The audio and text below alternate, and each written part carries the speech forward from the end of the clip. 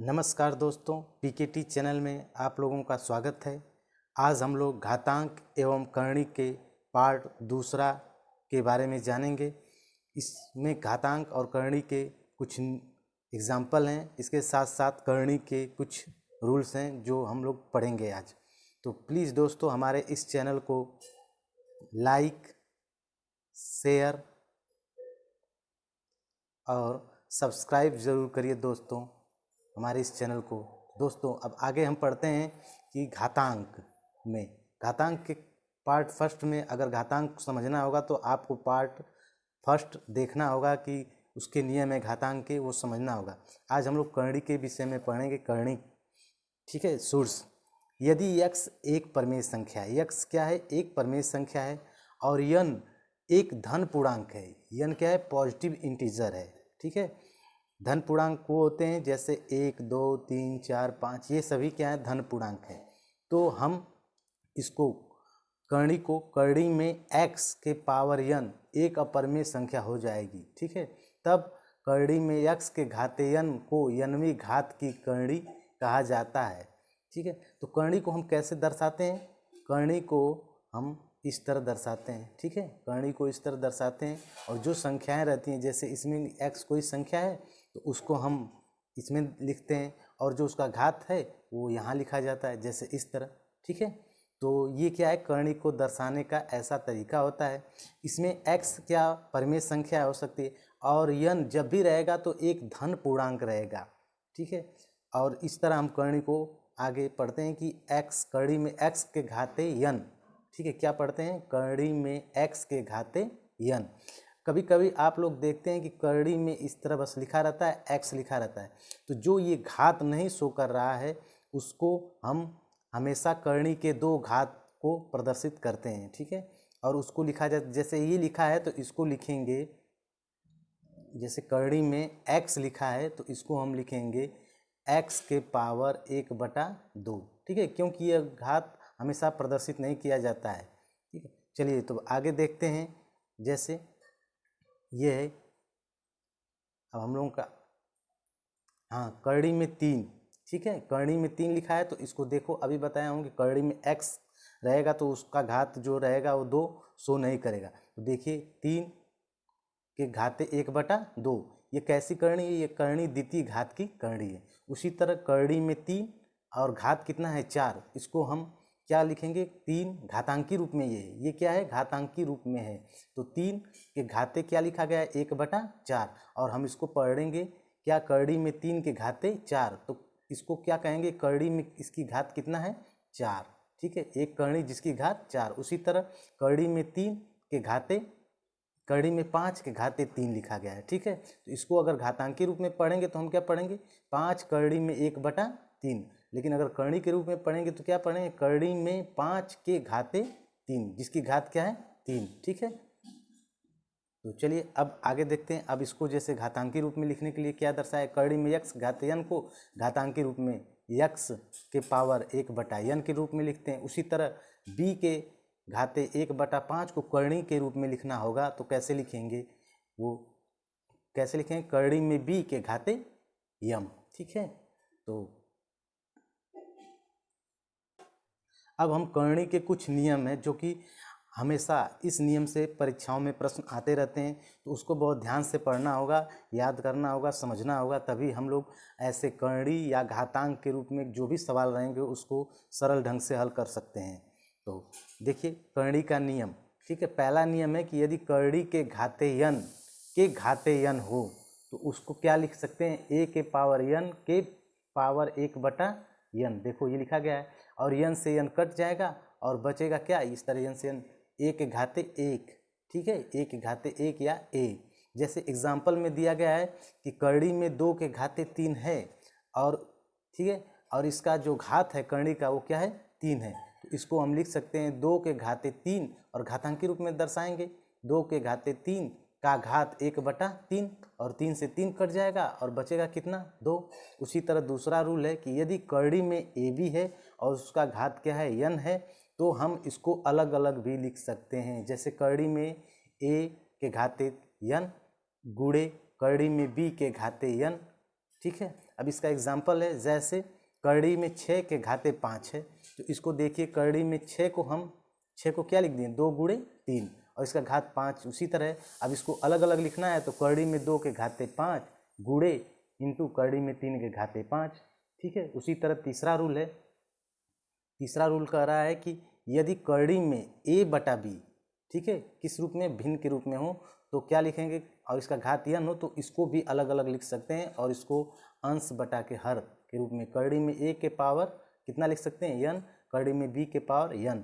और इसका उदाहरण है जैसे करड़ी में 4/9 के घाते कितना है, ये 3 है, इसको हम लिख सकते हैं करड़ी में 4 के घाते 3 और करड़ी में 9 के घाते 3। यदि ये करड़ी में 4/9 के घाते 2 रहता, ठीक है, करड़ी में 4/9 के घाते 2 रहता या इस तरह रहता तो इसको हम लिख सकते हैं करड़ी में 4, क्योंकि 2 को घात को दर्शाया नहीं जाता है, करड़ी में 9 और ये किसका है वर्ग, करड़ी में 2 का वर्ग, ठीक है, और ये करड़ी में किसका वर्ग है 3 का वर्ग, तो ये कट जाएगा, बच्चेगा कितना 2/3, ठीक है। इस तरह इसका सरल हो सकता है।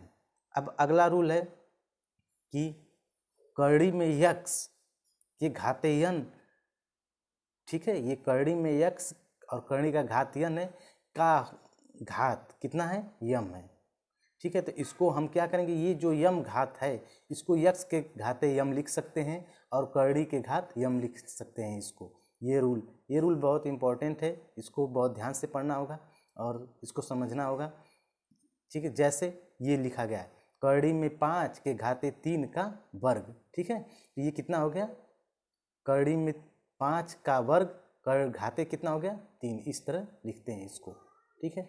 अब अगला रूल है हम लोगों का,